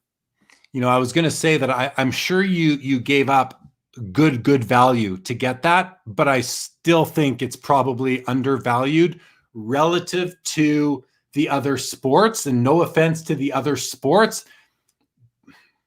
And let me just go back a little bit. If hockey is going to catch up at all to the other sports, that card you got in on it cheap, I would say. That's what I mean when I say it's undervalued, relatively speaking. Yeah, I'll tell you, I have some really high-end basketball guys almost weekly contact me on Instagram about that card. I bet. We were talking about the hottest hockey autograph. Dave Kaplan says Ken Dryden. I mean, I don't know, Dave. Like, just the guy never signed. Sure, hardcore hockey collectors want that autograph, but I don't think anybody else really cares about it at this point in time. I really don't. I think McDavid 100 times more desired right now than Ken Dryden, if you look at the amount of people that want it. So, but let's put it this way. As far as vintage players other than Wayne Gretzky, sure, Dave, Ken Dryden is a autograph that people would want, only because the guy's like never signed. All right, Hockey Guy says Gretzky also played when goalies were Swiss cheese. That just doesn't matter at this point in time. Sanderson says, does Ovi have 171 goals left in him? Yeah, that's the question. And it really comes down to how many seasons that he's got left. We've talked about this enough. There we go. Bo Bichette. That's exactly who I was thinking of. Thank you, guys. Thank you, Daniel. Thank you, Steve. Appreciate that. Thank you, Rod. Exactly who I was thinking of. Just couldn't. It was on the tip of my tongue. Matthew Jones, David Kaplan. Everybody knows. David G. Rage. You guys got it. Yeah. I don't know how you say it. Kevin Biggio. Yeah. Craig Biggio's son, right? I mean, that's pretty cool. All right. Birds on the Bat says, vintage baseball is doing great. My 69 Mantle PSA 6 has tripled in value since June. Yeah, right. Vintage, everything is doing great because the hobby got smart. The hobby got smart last fall, for sure. Tatis, the GOAT from San Diego. Yeah, it's all about Tatis, Acuna, and there's a third one. Tatis, Acuna, and Carlos would know for sure. Peeps love the Crosby. Steve Sir says, Wu-Tang says you've got to diversify your bonds. Where are they talking Barry Bonds? Steve, that's an incoherent sentence, Steve. Sorry, buddy.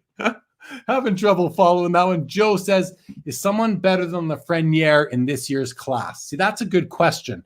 Soto, thank you, Birds on a Bat. Soto, 100% who I was thinking of. So to Joe's question, I'm going to say no. I'm going to say right now, there are players that are outperforming him in this year's rookie class, but long-term, Lafreniere is still the guy. Do you have I agree. I'm going to mispronounce the guy's name in Ottawa, but Stutzel. Yeah, I don't know. To me, I mean, he's probably right there in that conversation for sure. Yeah, I'm going to give it to Lafreniere because of his domination in juniors. Stutzel, though, yeah, I mean, you're basically, we've had so many years where it's very close between the first and the second picks overall, right? Like Matthews and Laine. It might be one of those kind of situations, although now Laine's buried in Columbus, which isn't helping him with Tortorella, nor is it helping him from a hobby perspective. So what do you think that does from a hobby perspective? I mean, I know Lafreniere is in New York, but I mean, you're talking about a Canadian team, and we know how well that does for the hobby. I think once Lafreniere reaches his potential, playing for the New York Rangers at Madison Square Garden, an Original Six team is very good. To me, that was the hobby-wise, that was of the teams that had a shot at him, that was the second best case scenario. The first would have been the Montreal Canadiens, but I think the Rangers was the second best scenario for him. So, but he's got to reach his potential. Andy Mack says Gretzky Swiss cheese. Oh my God, did you ever see Gretzky play? So exciting! Yeah, high five to that, Andy Mack.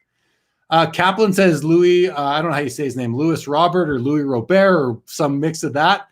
Yeah, again, he's another guy that you're hearing a ton about. Thanks for bringing those up, Dave. And Trout, of course, Trout. But as for the younger guys, to me, I'm hearing so much about Soto, Tatis, and Acuna. That's who, and of course, Brian Gray talks about those guys quite a bit as well. I collect says hockey has such great autos from his superstars. Crosby and Gretzky autos are just so amazing. 100% agree. Rock Latex says the third is the best of the three. Juan Soto. Yeah, see, I can't even comment. I don't watch these guys play. I only know what I hear within the hobby, and I go by what I hear. I don't own cards of any of those guys, but I would consider getting them because if they're going to be generational superstars, I'd love to have them in my cardboard collection. Peeps mentions Kirill Kaprizov, the rookie in Minnesota. I believe he's 23 years old, so he's like got 5 years on Lafreniere, which might explain why he's outperforming Lafreniere, because he's more mature. He's physically more mature as well. Right, Dave? Yeah, absolutely. Stronger. I mean, it takes years to get up to a certain level there. Okay, Steve, appreciate a victim of autocorrect. I get that. Totally get that. Thanks for clarifying. Rage says the kid from Series 2 lighting it up for the Coyotes. What's his name? Yeah, what's his? I don't even know who that is. Do you know who that is? I don't. I'm sorry. Terry says Dominguez. I mean, isn't that? I know Dominguez, the goaltender. Is there a skater now named Dominguez? I'm not sure. I'm not sure about that, Rage. We have a Mazid in the house. Nice to see you again. First time speaking tonight. Says Sweet Crosby. His autograph stayed pretty consistent since his rookie year. Yeah, really. Let's see it again. Let me see. Yeah, and this particular year of limited logos, the autographs suffered from bubbling quite a bit. This one looks really nice though, Dave. Really nice. Yeah, but you know the autograph grade is a 9 though. Well, that's okay. But I'm surprised it's not a 10. I don't really see anything wrong with it. It's very clean. So compared to, like you said, some of the others I've seen. Does the bottom of the last letter there kind of stray off the card altogether? No. Interesting.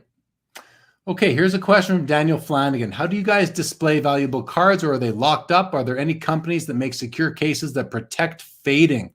Really good question, Dan. My cards are locked up. I have a couple, displayed behind me, literally like 5 or so, which I swap out every so often. That's kind of a new thing.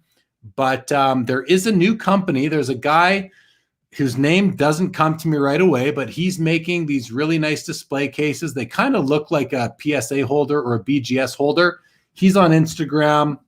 Follow me on Instagram if you're not already, Daniel, and I will do some sort of story post or something showing you what they are.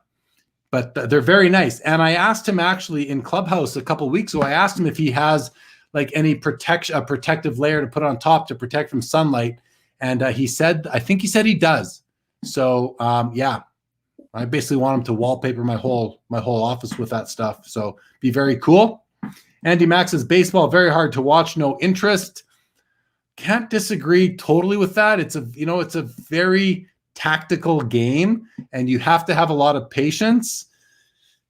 Even going to the game, the best part is like people watching for me when I've been to several games in my life, and it's enjoyable. But if you're sitting far away, you can't see much. So yeah, better on TV for sure, I would say. And the best time I had watching baseball, and I watched it hardcore, was like the years that the Blue Jays were winning the World Series in the early 90s. I mean, was right into it then. I'm a bandwagon baseball fan. If the Blue Jays are doing well, I will get behind them. If not, I lose interest. And no shame in admitting that. Show your slab, Carve and Remind. It's called Show Your Slabs. His name is Corey Fink. There you go. Thanks, Carve. So Daniel, take note. Show your slabs. Check them out. All right, my voice is starting to fail me. Probably a sign that we got to wrap this up. And Andy says your best memorabilia should always be kept in a fireproof, theft-proof, and waterproof safe. Of course, I think theft-proof is pretty much implied when you use the word safe, but fireproof and waterproof, very important. Joe Perrault says some of my best autos are BGS 9s. I mean, the fact is, to me, Dave, the important thing is that the player touched the card, assuming you're not talking a sticker, signed it himself. At the end of the day, the autograph grade, unless it's totally faded or fading, shouldn't really matter, Unfortunately, we live in a world where so many people buy the slab versus the card. And I won't say unfortunately, it just is what it is. Ken Golden said it best. He said, investors buy the slab, collectors buy the card. Makes sense to me. Absolutely. Right? And you're a collector, Dave, but you're also putting significant resources into these cards, so you're aware of their value and you want them to be valuable, right? I mean, I think we all want our cards to be valuable. Well, I won't say we all. I'm not going to speak for everybody. I retract that comment. But I'll say most people want their cards to be valuable, especially if you're spending big money on them. Dan Flanagan says baseball is better for the playoffs. World Series, more of a chess match, lots of drama. Very fair. Thank you very much. Carvin says, I will never display high-priced cards. Joe says, I keep my best in the dark. Carvin, why won't you display high-priced cards? Please, if you could let me know specifically why. Is it theft? Is it sunlight? That's kind of what I want to know what you're getting at there. But I'm not questioning you. I'm just wondering your rationale, and I'm sure I support it. And he says right here, hold them in the vault, dark, to preserve. The key word is preserve. It's all about preserving. I'm with you, Carv. I'm with you. I usually am with you, Carv. Lucky K says, besides cash, what's the safest way to purchase cards at trade shows? PayPal, in bank transfers, that sort of thing. I don't know any other ways. IOUs, someone's got to really trust you.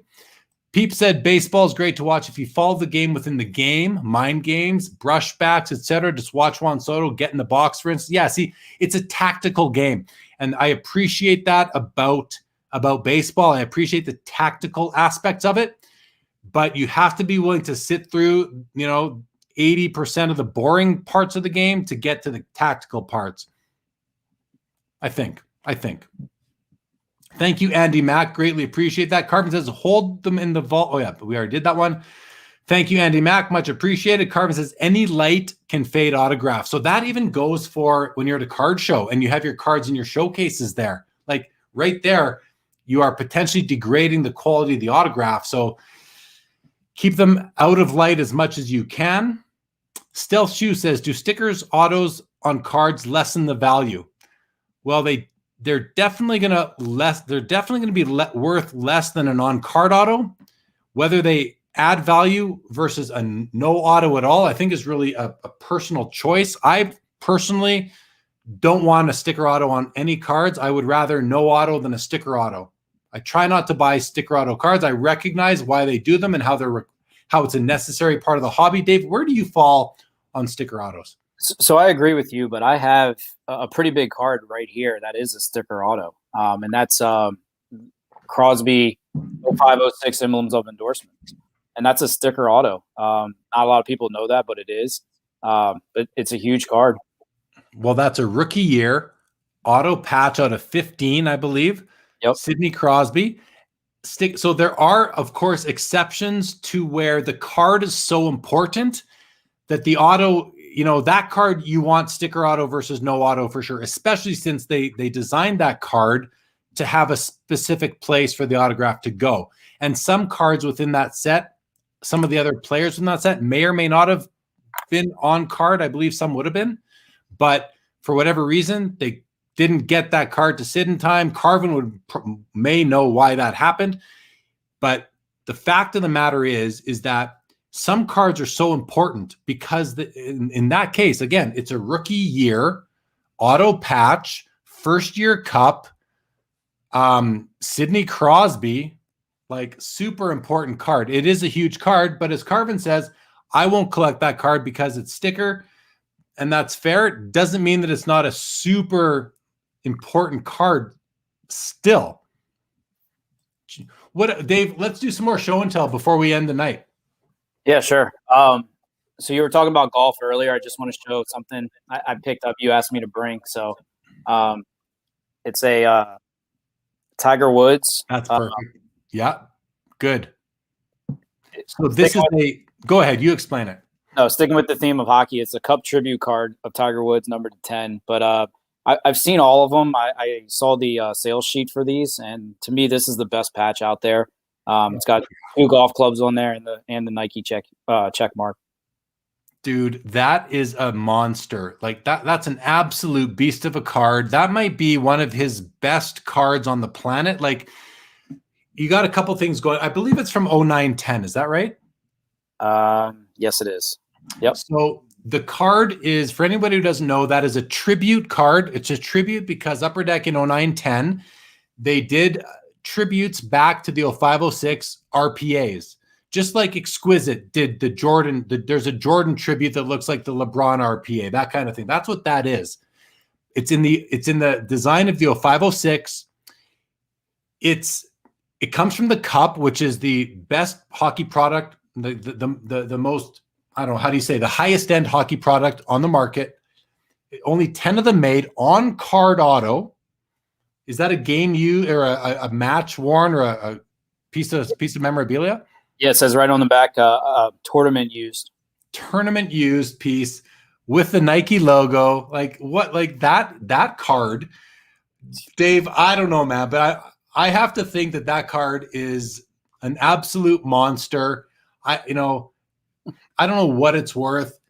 Doesn't matter. But if that card isn't a 6-figure card one day soon, I don't know what is. Like, that is an absolute beast. Like, it's not a rookie card, it's not his SB Authentic card or the gold version, but that's a card at Golden Auctions.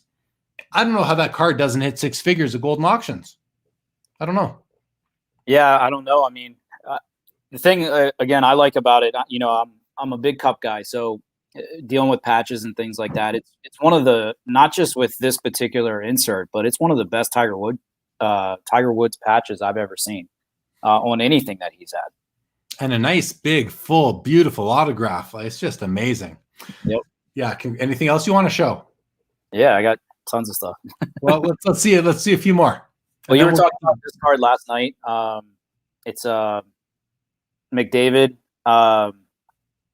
Rookie year, limited logos, numbered to 50, but this is a 9.5. The one you were watching last night was a 9, but it's not the oil drop. The one last night was the oil drop. So, this is a 2-3 color, however you want to look at it, depending on the shades of the blue there. But it's a pop 5 at a 9.5. So, with what you said last night, being this is one of the only game used rookie cards. So. That's amazing. What did the card sell for last night that we were watching? I don't remember. 13.9 or something like that. Yeah. So this is the 9.5. The patch isn't as interesting, but so, probably in that same range, I would say, maybe more. The grade is so important these days. What else you got? This is a pretty cool card. This is the only time. So Crosby and McDavid have signed together on, to my knowledge, 3 different cards, but this is the only one from the Cup with patches. Oh. My God, I want that card. That to me is like having Jordan and LeBron on a card on a double auto patch. Now, I recognize it's not Jordan nor LeBron, but it's the parallel in hockey. Yep. Well, maybe Gretzky Crosby would be the parallel, but this is like Kobe and LeBron. Yeah, and numbered to 5. I actually own 2 of these. Had a chance to get 3 of the 5, but ended up passing on it because the third one, when it did hit eBay, somebody contacted me before it did. It had some damage to it, and I don't know. It was some pretty severe damage around the patch window, so it kind of deterred me from going after all 5 of them at that point. And you already have 2, so that's pretty good. Yep. So let's see another card. These are amazing. Carvin was talking about this card. So Ovechkin rookie year, Ice Premier patch to 10, BGS 9. These rarely ever come up. I think Anthony might have one on eBay right now. I'm not sure. He does. Yeah, but I don't know. They're hard to find for sure. Amazing card. The only drawback on that is that it's a photo shoot patch, but otherwise still a rookie year. To me, that's probably the second most important rookie card in hockey. It's not a rookie card. It's a rookie year card, but it's probably the second most important rookie year card, including rookie cards in hockey. Absolutely. So I'll show you 3 more. 3 more big ones here. So that's Ovechkin rookie year 2 from the Cup, scripted swatches. So I got this recently. What's it numbered out of? 15. So it's a short print because those are usually 25. Yep. So big card for sure. And you just recently picked that up? Within the last 12 months or so. Okay. Actually, right before hockey kind of started taking off. So, and then what I consider my 2 holy grails are, this is one of my OV Cup rookies, number 99. This one means a lot to me. This is the first one I got. I got it in a deal with Anthony back in 2012. I have 2 of these. Obviously, I'll show you the 3-color one next, but I also have 2 young boys, 2 and 7, and I plan on giving each one of them one of these when they get older. So it's staying here forever. It's not going anywhere. Man. Yep. Amazing cardboard we're seeing here tonight, everybody. So I don't have this graded. It was graded, but I've been trying to get it bumped. And usually when I go to the National, I'll submit them. The next one I'll show you, the 3-color, still in a raw card review holder from the last National that I went to, which is where I believe I saw you the last time I saw you. So yeah. Here's the 3-color one. Oh yeah. So amazing, man. These are amazing. There's only 99 of these made. You've got 2 of them right there. Yep. Yeah. And I mean, they've shot up like crazy recently. I mean, it's kind of mind blowing how much they've gone up, but I still have some huge hobby goals too.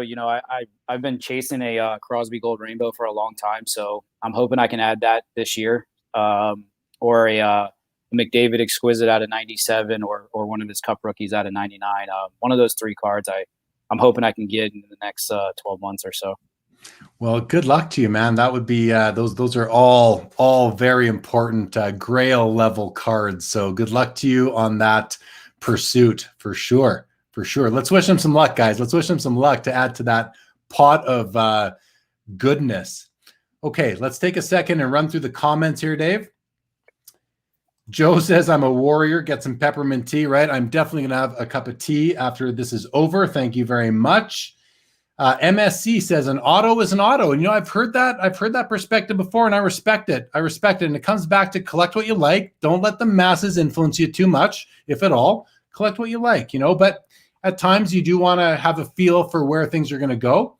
Roddy Boo says a great card. Amazing. I collect. It was fun chatting live for the first time, gentlemen. Thanks for the great show. Thank you. I collect. Great to have you. Joe is wowed. Peep said I build casework for artwork in a museum, and there is UV rated Plex, which is helpful. Time of exposure is calculated and pieces are taken off view accordingly. Delon loves the card. Oh, we got lots of comments here. We're going to run through them. Carvin, this is with respect to the Tiger Woods. If you sell it, let them know. It's a monster idea. Stephen Ho, welcome to the show. Stephen owns the BGS 10 Crosby RPA. He was featured on my show back in, I believe, August or early September. Check out the episode. He showed some monsters as well, one of the top collectors in hockey. Although with only how many cards do you have now, Stephen? 5 altogether, but they're beasts. He says, I had no 506 4-color Ovi 9.5, acquired it from Cleveland National back in Ovi's slumping sophomore year. Traded for a Spezza, Nash, and Kovalchuk Premier and others for $3,000. I agree with Jeremy that it would be higher than $250 in this market. Yeah, Steve, I'm there too. Peeps, thanks, Jeremy and Dave. Great chat, great cards. Dave, see you next time. Thank you very much, Peeps. Joe Perrault confirms Tiger autographs are on fire. Roddy says the only thing holding back the value is that it's a hockey card. Fair point. But I don't know how long that's going to be true for. I think hockey, give it time. We're here. The basketball people are talking about it too, and that's always important. Jay Sutt says, I have LeBron on card auto out of 10, Crosby tribute. That's a great card. The only thing with that card, I believe he's featured in a college uniform versus NBA, which to me is less attractive, but still an amazing card. Jay Sutt, thank you very much. Carvin says, I love that the card is raw. Kudos to you, Dave. Well, he's trying to get it bumped though, right? He wants to get it graded higher. Yep. Colin says, Tiger isn't that popular, guys. Yeah, right. Tiger who? LOL. Daniel Flanagan says, with those rare patch grails, does it even matter if it's graded? Really cool to see. Thank you. I mean, I agree, but I think it does. Nowadays it does. Just look at the Golden auctions and what, Ken Golden said it. The investors look at the grade. The collectors look at the card, and you look at what the results on Golden auctions. I think it does matter, Dan, but to the collector it doesn't, and it probably shouldn't. Sanderson says Jeremy just had a cardgasm. Yeah, no doubt. I just had multiple cardgasms. Joe Perrault appreciating the raw too. Colin says if Tiger beats Snead's wins record, maybe, but not now. Too old and broken. I don't know what that really is saying. you can't have it, Jay Lee. Well, maybe you can. That's an obvious grail. All the best. Thank you, Sanderson. Rod says, great show. Tell Dave nice stuff. I got a McDavid Cup rookie card. There you go, Dave. There you go. GD, please look at Francis Ngannou cards right now. Well, maybe in the days ahead. Thank you, GD, for joining. South Jew says, thanks, guys. Great show as always. Chris Dwornik, how'd your eBay auctions go from earlier in the night, Jeremy? I won a few, Chris. I won a few. Thank you very much. Francis Ngannou UFC blew up tonight. $100 this morning, $1,000 tonight. Yeah, UFC. The only athlete from UFC that I have any interest in owning a card of is Georges St. Pierre. Otherwise, I'm just not interested in the sport whatsoever. I don't have the stomach for it, to be honest. Rage, thanks for everything, guys. Dave, thank you, Rage, for joining. Great participation. Yeah, you guys in the chat tonight have all been excellent. Thank you so much, everybody, for taking part tonight in both shows. Here's a question for you, Dave. Do you prefer BGS over PSA or the other way around? If you asked me this question a year ago, it would have been all BGS, but I had a Elias Pettersson limited logos that was graded. I think it was a PSA 8, but they're new holders, and it just fit the card so well. I really liked it a lot. And the other factor of it too is, most of the basketball guys and the higher end guys in the hobby, it seems like they do the majority of the stuff with PSA. So I don't know. I'm kind of on the fence. I mean, I haven't submitted anything in, I don't know, at least a year probably because of lead times and stuff like that. But I don't know. I'll be thinking about it the next time I do it. Yeah. Okay. Stephen Host. Here we go. The oil drop limited logo McDavid was his that sold yesterday that we watched on the show last night. I keep a few more than 5 cards. Okay, Steve. I just, that's hilarious. We should. I'd love to chat and catch up with you, Steve, one of these days. Dave Kaplan says Erling Haaland, the soccer player. Yeah, he's all the talk in soccer circles right now. Jeff McMahon, thank you very much. Really appreciate your participation and viewership. As for everybody else, Gizmo jumps in. Hi guys, awesome stuff. My question: I have an 8.5 Gretzky rookie that looks perfect, and it's KSA. I feel so much better than a lot of PSA 8s that sell way higher. What should I do? You are in a conundrum, my friend Gizmo, because the problem with a lot of cards that are in KSA holders is that they just won't cross over at all. So number one, if you want to get it graded, crack it first. I would say crack it out first. Be very, very delicate and careful, and send it to PSA and see if it comes back. If it comes back 7 or higher financially, you're not going to lose. A KSA 8.5 will sell for probably what a PSA 7 does, if that. But the other question is, what are your plans? Are you do you love the card? Do you care about the holder? Really, it's going to be up to you what you want to do. But as far as financial value goes, that's what I would say.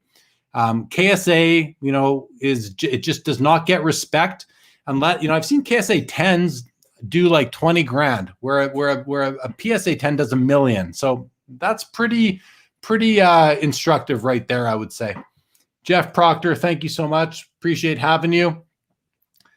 Colin Murray says, I know a KSA 8.5 that crossed to a PSA 9. Yeah, and that's fair. Not every card in a KSA holder isn't going to cross. They just won't. But a lot of people who can't get cards graded by PSA will send them to KSA and try and pass them by and get them slabbed in some slab, if not a PSA slab. So definitely that will be the case as well at times. I don't know. Gizmo, you're in a tough situation. You really are. He says, yeah, I'm horrified to crack it. I love the card. It's a huge dilemma for me. Agreed. No respect. Thanks. I'll have to decide at some point. Yeah. The nice thing is that there's no pressure. You don't have to do anything. You can just sit on it. You can sit on it for as long as you want. MSC says KSA cases look pretty cool comparably. I don't agree. MSC myself, I've had them. The feel of them to me, I don't like the feel of them. And I've been able to just crack them, like basically just pull them apart. I don't like the slabs at all myself. But you know what? They've been in business a long time. I'd like to see them maybe improve their slab, make it, tighten that seal, and see what happens. I wish them well. Dave, what do you think? Yeah, I don't know. I've never even had a KSA slab at all. So I don't know. That to me, that's just a tough one right there. If you're gonna keep it, I just keep it. Keep it as it sits for right now. I don't know. I think it's too much trouble than it's worth, probably. I might do that too. Maybe I'd take it to a national one day. Ask someone at PSA to take a look at it. Pay them to take a look at it, but not pull it out and tell you what they think. It won't be cheap to do that. It'll probably cost you $500 just to get them to give an opinion on it. But you know what? That card's worth a lot no matter what, so it's probably worth it. Dave Kaplan says mini cards and KSA slabs move freely. Yeah, I know that. I've had cards move right out of the card area. That's one of my biggest gripes with KSA. I had a whole set of 23 Pattersons in KSA. Sold it to a hobby buddy of mine who immediately cracked them out, and he had a garbage bag filled with KSA slabs because the cards moved like right up through. Like that was enough for me to know to just never. I will just not submit them until they totally rework their slab. It has to be done from scratch for me to give them any business moving forward. All right. Anyone else? Anything to say? Colin says same as PSA. I've never experienced it with PSA. With BGS, I've seen the slip move out or the flip move out of its case, but I've never had a card move out. Same with PSA. I've never seen a card move out of the section it's supposed to be in. I've just never seen that. Carbon says, PSA doesn't do crossovers now at all. So you have to crack it if you want to submit it to them. You have to do it that way. They've stopped the crossover business altogether. And Sanderson, no, they won't. They won't anymore. They used to, they won't anymore. Recently. It's a very recent change in their business. All right, guys, we're going to wrap this up. Dave, any parting comments? Any last things you want to chat about? No, I just really appreciate, everything you do in the hobby. This show is awesome. I listen to it a lot. The guests that you have on here are awesome. I can't thank you enough for having me on here tonight. Thanks, man. I appreciate the compliments. It's awesome to have you. I'm glad to have you on, man. We go way back. So, and you obviously are packing some heat. So it's nice to be able to show some of those awesome cards. And great chat tonight. Really good chat from the crowd tonight, guys. Thank you all very much. Couple final comments. Colin says they penny sleeve everything now. That's great to hear. Rock Latex, it sounds like we need the CEO of KSA on the show. Yeah, perhaps that might be a good idea. But I'd hope he comes with some plans of him. The slab has to change. Otherwise, I just don't know that we'd get along. Steve Sir says, thanks for the great content. Good night, everyone. Have a great week. See you next time. Yeah, I want to let everyone, have a great Sunday, guys. It's the day of rest. Enjoy tomorrow. Have a great week ahead. We've got Tim Getch, the founder and CEO of ComC, coming on next week. He's going to let us know what is going on there, what's up with the delays and what they are doing to fix them. And I know he's got some big news. So tune in next Saturday for Tim. He's a great guy. Let's check that out. If you're not subscribed yet to the channel, subscribe, hit the thumbs up. If you like this, if you like the show tonight, hit the thumbs up. If you didn't like the show tonight, hit the thumbs up. I don't know, either way, hit the thumbs up. Thank you, Amazid. Appreciate having you. Roddy, great to see you as always, my friend. Carvin, thank you very much for joining. Maybe I'll listen on some Clubhouse later on tonight. I'm sure you'll be there. Andy Max says, go Flames. Good night. Thank you, Andy. Terry, great to have you all night. Appreciate you. Gizmo, thank you for the input. I watch you guys every week. Awesome stuff. Thanks so much, Gizmo. Thank you for chatting tonight as well. Great to have you. All right, Dave. Hang tight 1 minute. Everybody else, have a good week ahead. We'll see you next Saturday with Tim Getch from ComC.